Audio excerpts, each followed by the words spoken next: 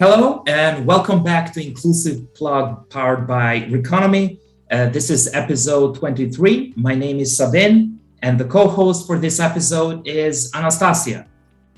Hi Sabine and hello to the viewers and listeners. The Russian invasion of Ukraine fundamentally challenged the EU approach towards the future of the neighborhood countries, European security and stability, and prospects for the EU integration in the region. 13 years after the Eastern Partnership Initiative was declared under the leadership of Poland and Sweden, its geopolitical success remains to be under a question mark.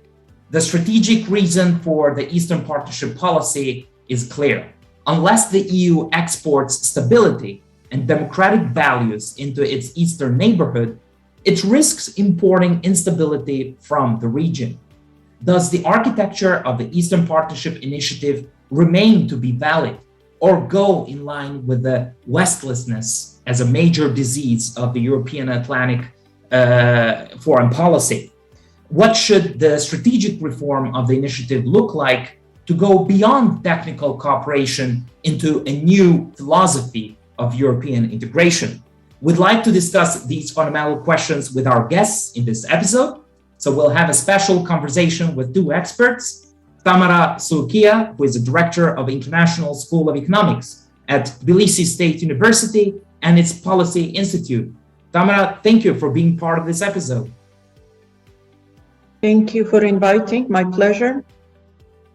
And Mikhail Hovhannisyan, who is a Vice Rector for Development and Innovations at Yerevan State University and a consultant at Eurasia Partnership Foundation. Mikhail, thank you for joining. Thank you very much for the invitation. But before we get into the discussion, Anastasia, perhaps you can say a few words about or provide us with some more context about the discussion in this episode. Yes, Sabine, let me start perhaps by explaining what the Eastern Partnership Initiative is all about. For those who might be not as familiar with it, it's an EU initiative which was created back in 2009 to foster the cooperation of the European Union with its eastern neighborhood. The initiative started with 6 members: Belarus, Ukraine, Moldova, Georgia, Armenia, and Azerbaijan. Currently, the status of Belarus is suspended, although the EU wants to continue the cooperation with the people of Belarus. And the 3 other countries of the initiative, Ukraine, Georgia, and Moldova, have applied to become the members of the European Union. But so far, only Ukraine and Moldova got the EU candidate status.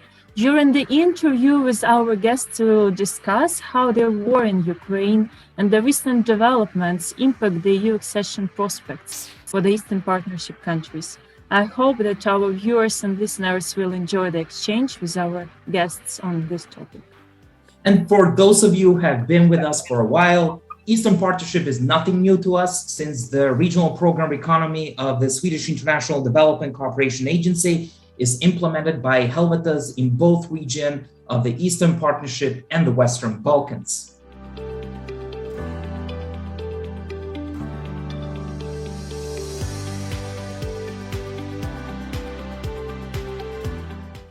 Mikhail, I wanted to start with you and ask about the Eastern Partnership Initiative more specifically.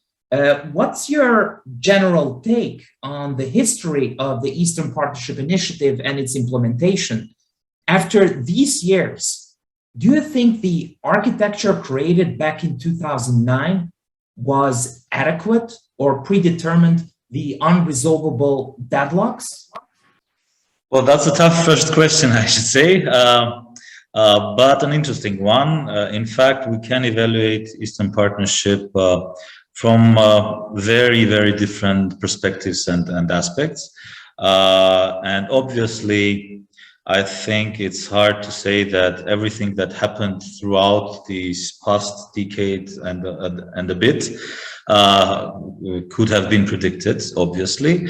But overall tendencies that we can observe now retrospectively were quite predictable in terms of the tectonic changes that took place in the sub-region.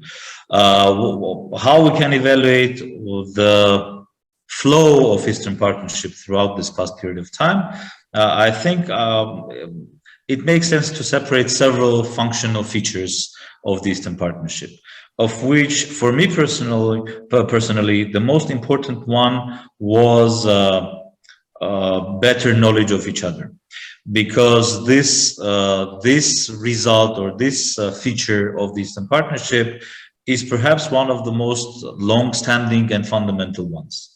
If we try to remember, I can speak personally on my behalf, but I think that's typical for lots of people who were engaged in this partnership from the very beginning.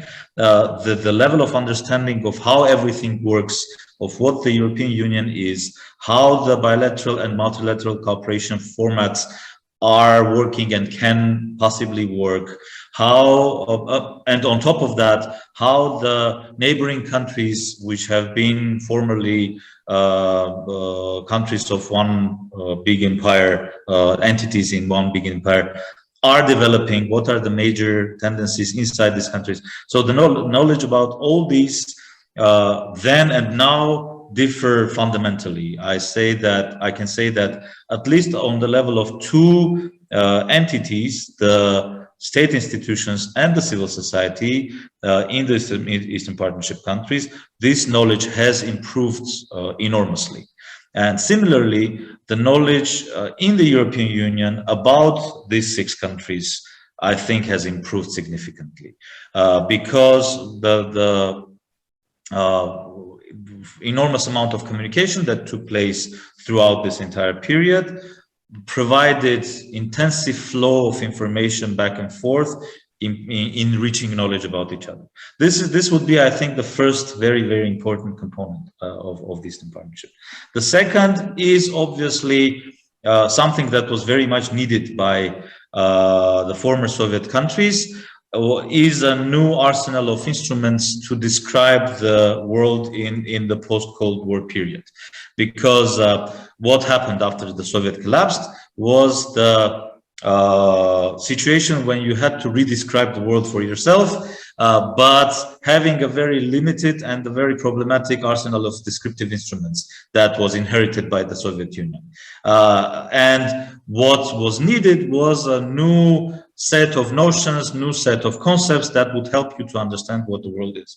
So Eastern Partnership for the 6 countries as an initiative has provided lots of instruments of that kind. And third level, which is again very, very important in my opinion, is the decisive or the orientational component that proposed an alternative future to these 6 countries other than the ones that existed before the Eastern Partnership Initiative was launched, which obviously was the most problematic one, because there clearly was lack of conceptualization of the vision of these 6 countries in terms of moving forward, and it gained lots of conflicts both internally and externally. And the result of that were lots of hotspots in this region and lots of internal fluctuations throughout the implementation of the Eastern Partnership. But I'll stop here at this point in time,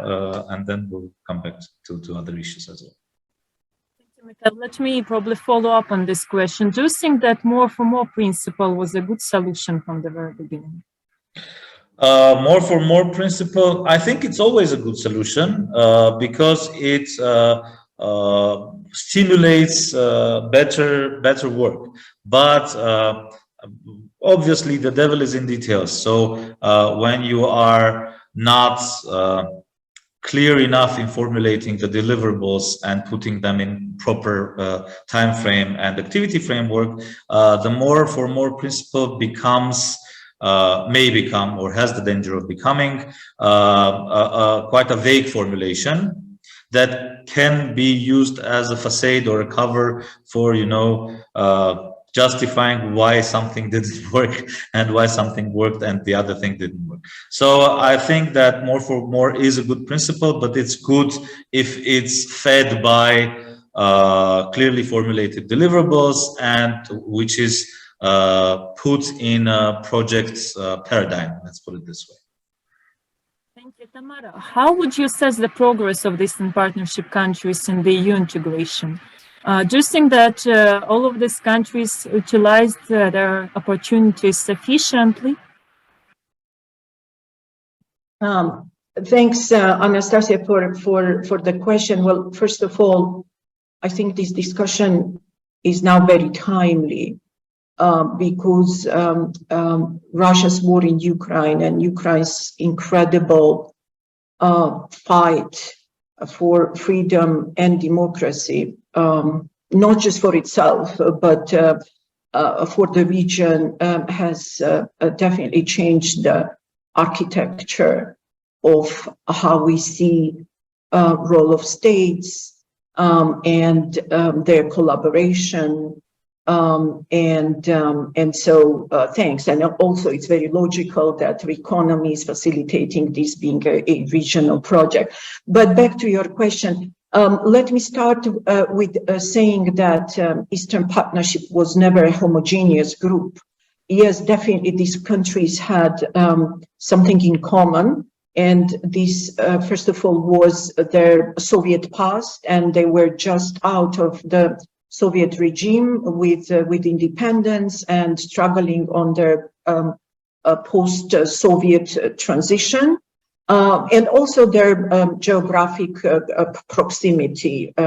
So it was not homogeneous group, but very logical, a union, defining a country's potential path towards Europe in this particular case, and their ambitions, their priorities, their drive, their commitment, and their potential also varied greatly in this path. And so the commitment and drive was defined by political regimes and state of democracy in each of these individual countries.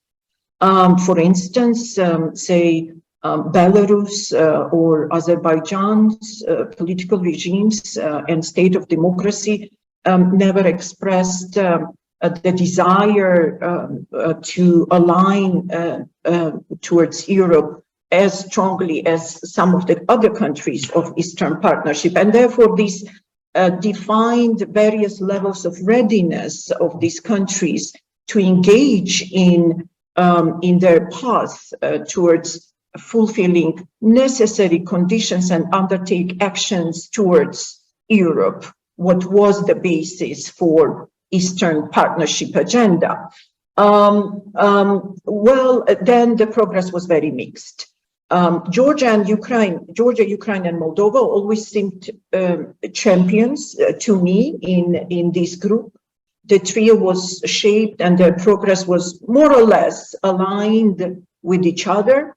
To me, as somebody who worked in almost all Eastern Partnership countries, Georgia seemed to be a showcase of commitment, particularly in late mid-2000 and the first decade and the beginning of second decade. In its drive for harmonization with the EU signed association agreements with these countries, and which was incredible milestone. And it seemed that everything was on right track. But then internal and external circumstances and factors really changed state of play. And now, as you said, we see Ukraine and Moldova, who obtained the EU candidate status, but Georgia's same status was delayed, and specific conditions were set to be fulfilled by Georgia by end of this calendar year. In short, the progress has been very mixed, yet the countries have not utilized sufficiently provided opportunities. I would say none of the countries have maximized utilization of opportunities, and it's quite sad, but the window of opportunity is still open. And so there is still a chance to reverse and speed up. We've seen in almost all of these countries that when state is committed to deliver on some particular activity or reform, things are happening in no time. Therefore, window of opportunity is there, and there is time to catch up. And the history has shown us that the front runners can, slide back, and some of the back runners can be front runners tomorrow. So good luck to all countries. Tamara, back to you. A provocative question here, and I would also like to hear from Mikhail as well. What are his thoughts? If Russia didn't invade Ukraine back in 2014, and now, do you think it would still be possible for Ukraine and Moldova to apply in an accelerated mode we saw?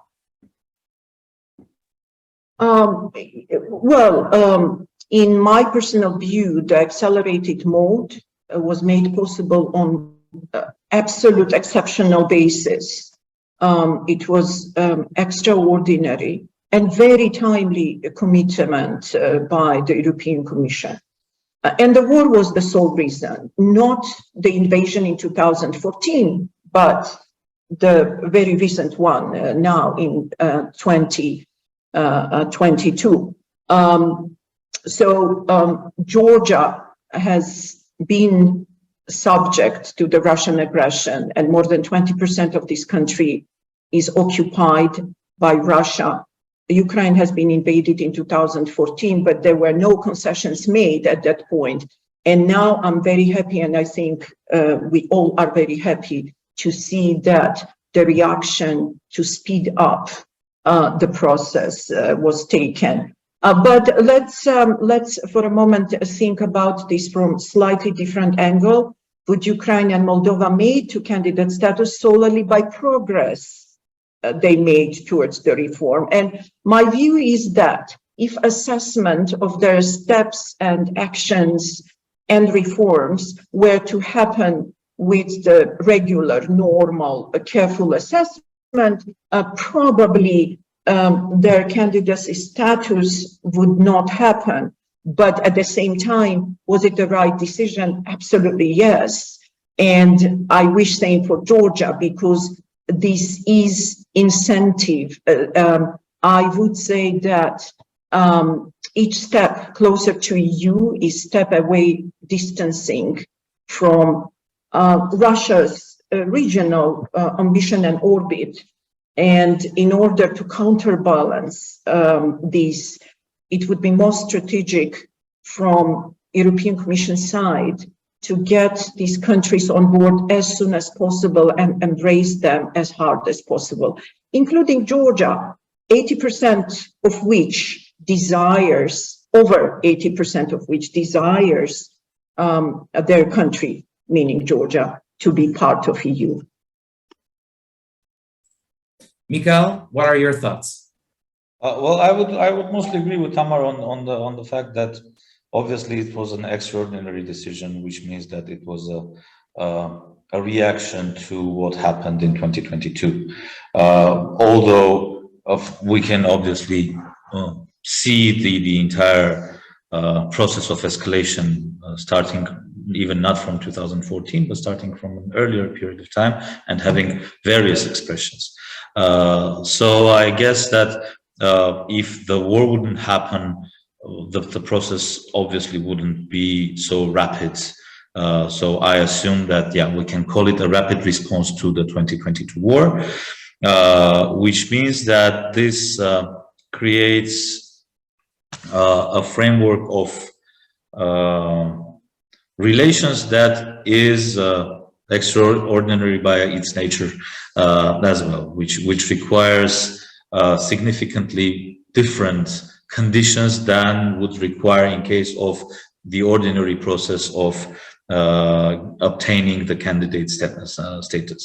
And again, agreeing with Tamar on that, the more thorough evaluation might illustrate that, yeah, there is still room for improvement. There is a need to sustain the development processes, etc., which again is another proof that this decision was a rapid response to the situation. And Mikhail, how should the EU handle the relationship with the remaining 4 countries like Belarus, Armenia, Azerbaijan, and Georgia? Would it automatically mean the end of the Eastern Partnership as an initiative for 6 countries, marking the division of the approach into more for more and no more? I wouldn't say that it's although there are a lot. I mean, if we try to see the whole diapason of discussions of what the future of Eastern Partnership can look like, we can see from the death of Eastern Partnership to prosperity. So that the entire variety is in place. I wouldn't say that it's the end of the Eastern Partnership. Interestingly enough, I think the strength of the Eastern Partnership is in its bi-component essence. It has both bilateral track and multilateral track, and depending on the overall environment and the situation and the flow of events, either one or the other track intensifies. And they also feed each other, they support each other, because in case of possibility, there is an opportunity for some countries in various configurations to interact with each other and to strengthen each other's development processes. And in case where the bilateral, very specific process gains importance, then it works that way. As for your main question, I think that here again, there are multiple opportunities for both bilateral and multilateral cooperation. We can take the case of Armenia. We have, despite we didn't sign the association agreement and the CFTA, we have developed our own format, which is SEPA. We are in process of implementation of SEPA, which is a very important framework agreement between Armenia and the European Union, and which is a result of Eastern Partnership, in fact, as an environment or as a framework. So basically, as long as SEPA is being implemented, it is for Armenia one of the processes within the Eastern Partnership framework. And as a process that strengthens the reform and democratization of the country, SEPA is of extreme importance for Armenia, because it provides some very important resources for the reform in various sectors in the country, because it covers enormously big spectrum of topics and dimensions. And also it provides with, I would call it, certain guidelines based on the international European experience, which is primarily important because it is also fundamented on the values, which is crucial for Armenia in terms of defining its future path towards development. Similarly, I think that we can, well, in case of Georgia, obviously the situation is more clear because it has association agreement, it has the CFTA, and it has the desire of membership, and it is implementing all necessary steps to move forward towards this membership. And I think that the candidate status of Georgia is again something that can be achieved and obtained, but I was very happy to observe the reaction of the Georgian society towards this decision, because it was not blaming on the EU, but it was an opportunity for internal reflection to see what needs to be implemented in a better way, what issues should be addressed so that this goal can be achieved, which is a very mature reaction, in my opinion, and I really think that this is really very important. So, obviously, the case of Azerbaijan and Belarus, which are obviously more complicated cases by different reasons, but the basis of these different reasons is the same: is the lack of democracy and lack of respect towards human rights. This is a very problematic issue. But in case of Belarus, we see some kind of a separation. There are two Belaruses in this process. One is clearly democratic, pro-European, and having various very strong aspirations, and the other one is Lukashenko. So these are two completely different Belaruses. Azerbaijan is a way more complicated case because it institutionally is resisting to democratic transition, which in my opinion is something that can last way longer. And in terms of developments, I assume that expecting that Belarus will move towards the direction of democratic transition is higher than in case of Azerbaijan. Back to you, you were mentioning about Armenia and SEPA, or the Comprehensive and Enhanced Partnership Agreement for the viewers and listeners out there. So it remains to be a mutually acceptable level of cooperation, right? According to sure. Yes, it is, and it is also perceived for inside Armenia by different actors, including not only the state institutions and the ruling party, but also the civil society, which is very important in my opinion, as one of the moving forces towards democratic reforms, because it provides a very important set of tools and mechanisms to achieve improvements in various spheres, particularly the human rights protection, anti-corruption, reform of state governance system, all the sectors that are crucial for democratic transition. What is your take on the discussion around the non-associated countries? How can the EU keep them still in their European Union orbit, incentivizing maybe their commitment to the democratic reforms, if it's still possible? Well, let's hope that it's still possible. History shows that things are possible. What can Europe do? Few things. Well, many things, obviously, but let's highlight few. One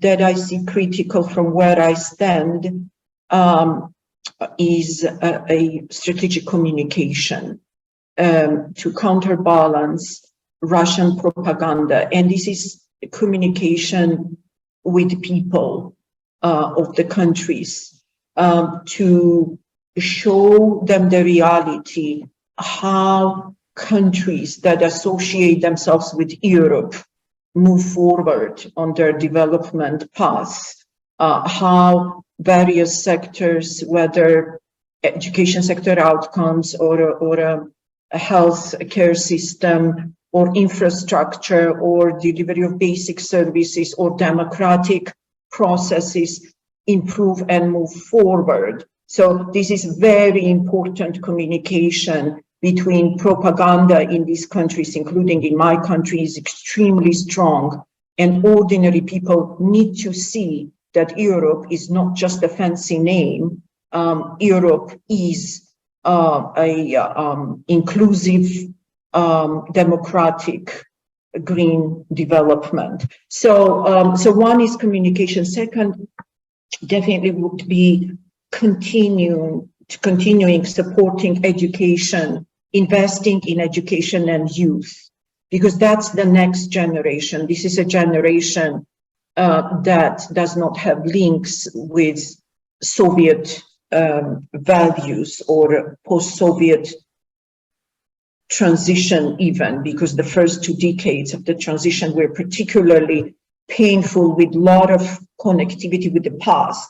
So investing in youth and in generation would be investing in future. So and the third would be supporting regional cooperation through Eastern Partnership or any other institutional poles that unite countries, that create a system of sharing of experience and knowledge between countries, a proper like economy, right? I mean, that is regional, that is about sharing of professional experience, achievements, knowledge, joint learning, if you wish.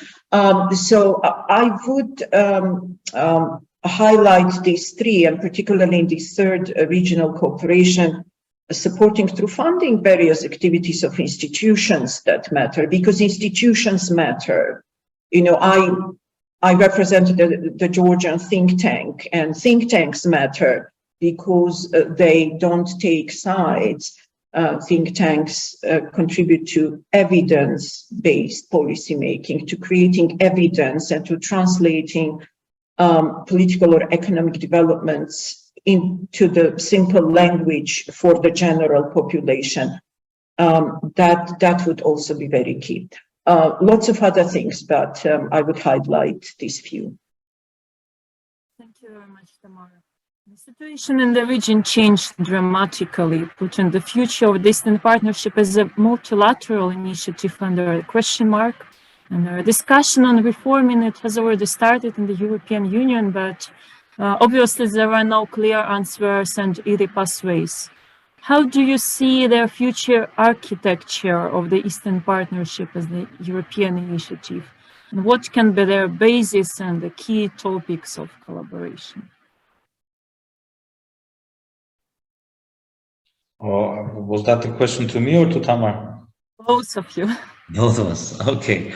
So I'll probably start. I think that again, it becomes harder and harder to predict what developments can be expected in the region, and actually that's a global tendency.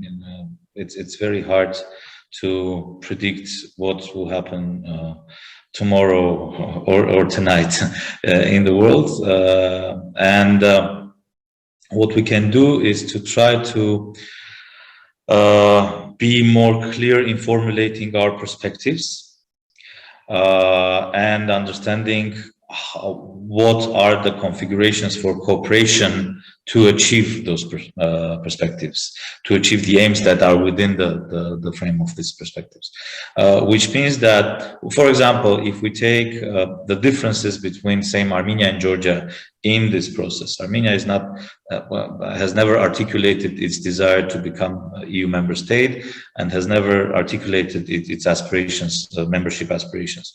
However, it has always stated that in cooperation and integration with the EU is more of a method rather than a goal, meaning to say that what currently exists as a framework for cooperation is reflecting the perspective that is set by the Armenian society. I'm not even talking about the decision makers, which means that it basically sets a certain possibilities for actions that can also be communicated with other actors in the Eastern Partnership, based on similarities, based on mutual interests, based on desire to form more or less secure and developed environment for future.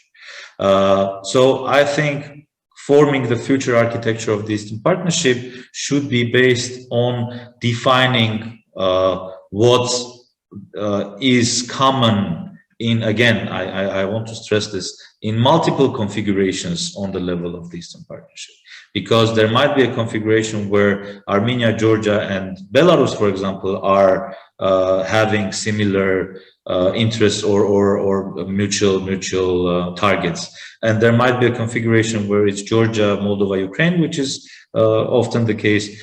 There might be a configuration where it's the South Caucasus countries, etc., etc. So we need to understand what are the possibilities to define as many common issues of interest in these multiple configurations, and based on that, try to design the architecture.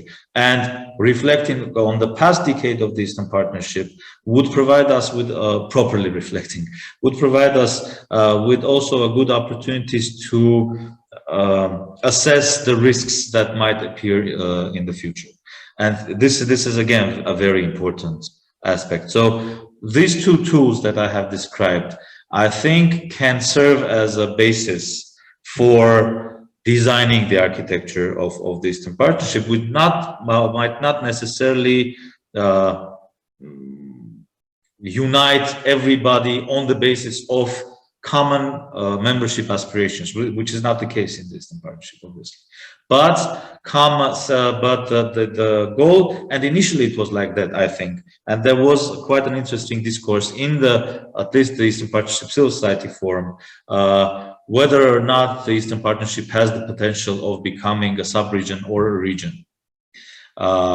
So this is quite an interesting subject, because it provides a basis for discussing what are the features that design a sub-region or region, whether it's a joint perception of security systems, whether it's a joint perception of economic cooperation, whether it's a joint perception of political cooperation, etc., etc., etc. So based on that, developing within the project paradigm positive precedents of cooperation in various configurations is, in my opinion, the most constructive way of moving forward. Tamara? What are your thoughts? I mean, agree with Mikhail's assessment or general formulation. I think I will borrow from myself where I started. This was never a homogeneous group. We are not surprised today to see Ukraine and Moldova with candidate status, Georgia being delayed. Let's say, let's not call it rejection. It's been delayed in that status, and let's hope that it's moving there. And then Armenia, which has SEPA, so it's, more or less working on what it's committed to, and then Azerbaijan and Belarus, where commitments are not that clear. Now, and that's been like that, more or less, for some time. I don't think it's a good time now to start dismantling what we have. It's slightly premature. Now, entire region is consolidated in Ukraine's support.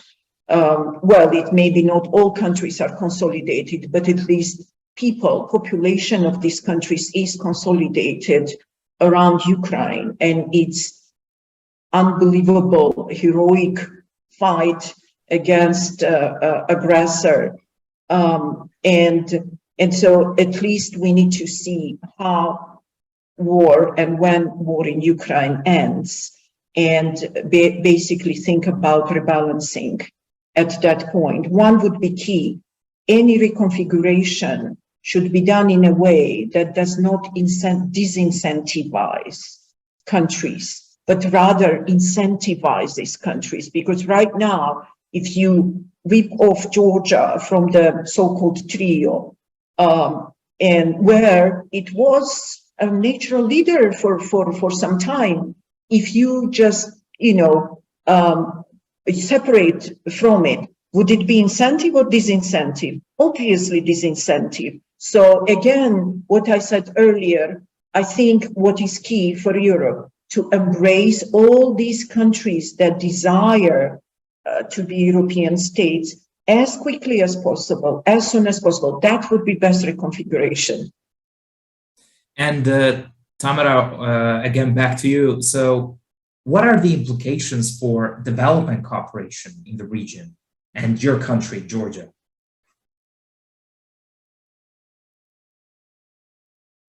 Well, I think, and I could be mistaken, but the needs for reconstruction and rebuilding in Ukraine will be so vast and gigantic that I think entire global development support architecture will change towards supporting Ukraine's reconstruction. Now, what does it mean for some other projects that maybe in that light become a secondary priority, whether funding will remain to be available for such projects? I don't know. And obviously, Georgia and any other country will be affected in that sense. But again, one of the good questions in this discussion was whether countries have maximized opportunities that they were offered. No matter how much development assistance will be provided, that needs to be maximized by each country. And I think we will get there if we maximize opportunities and support we are getting. Mikhail, what are the implications for development cooperation? What do you think? Again, I think when we talk about opportunities for cooperation, we need to understand what are the necessary conditions for this cooperation. Here, unfortunately, during the recent period of time, security became significant influential factor on sustaining the cooperation processes. And what I mean by this is that very often you reorient a significant amount of resources that can be used for development and cooperation to ensuring security, which distracts enormous amount of attention, work, etc., from sustaining the overall logic of development. So what I think what primarily needs to be done is to consolidate efforts on ensuring that at least where it is possible, there is a proper response to security challenges, which will allow to be more effective in initiating and implementing development actions. Otherwise, the risks that these actions will not be sustained and the effect gained as a result of these actions will remain becomes extremely high. So first, what I would set would be this proper response to security threats. Secondly, I think that intensifying communication in all possible levels, in all the possible directions, again becomes crucial, and it's actually also connected to properly responding to the security threats, because if you are making the communication constructive and again sustainable, then you are able to more properly address the security risks that you have.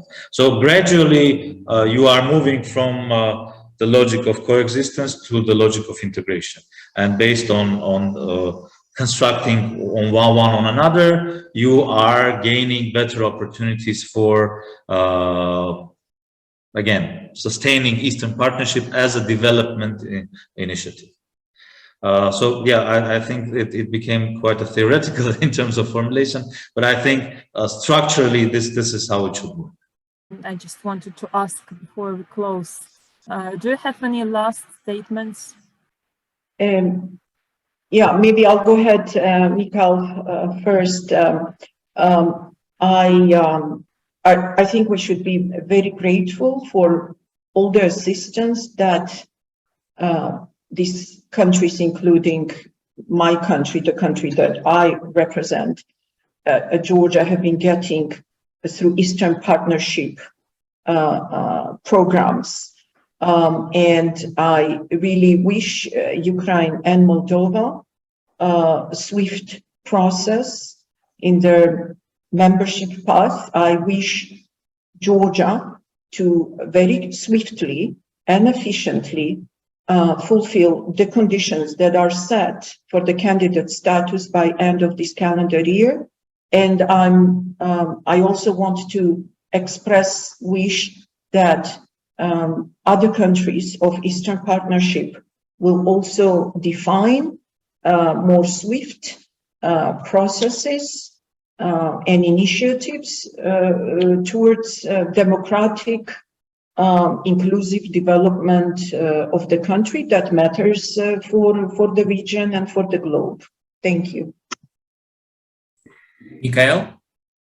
Yeah, I would again like to thank you for this opportunity and an interesting conversation. And I would, as a closing remarks, I would like to underline two things.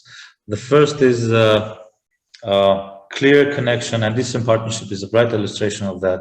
That democracy and security are strongly interconnected, and the threats for security are coming from the lack of democracy. Which needs to be understood in its full depth, because sometimes we are simply taking what is on the surface, and that becomes a reason for certain discrepancies.